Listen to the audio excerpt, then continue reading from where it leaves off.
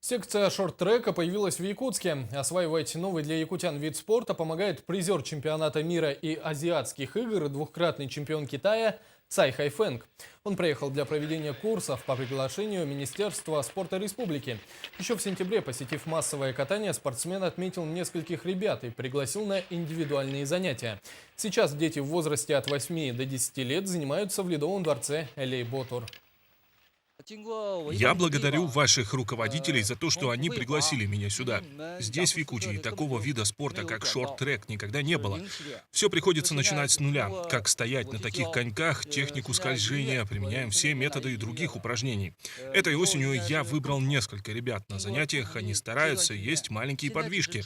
В будущем шорт-трек должен развиваться в вашем регионе. Первые шаги сделаны.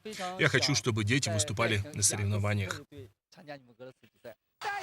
Напомним, на прошедшей зимней Олимпиаде в Сочи сборная России завоевала 5 медалей по шорт-треку. Из них 3 золотые, которые выиграл Виктор Ан. 2 в индивидуальных забегах на 1500 метров и 3 в эстафете на 5000 метров. Во многом благодаря этому успеху шорт-трек начал набирать популярность в России.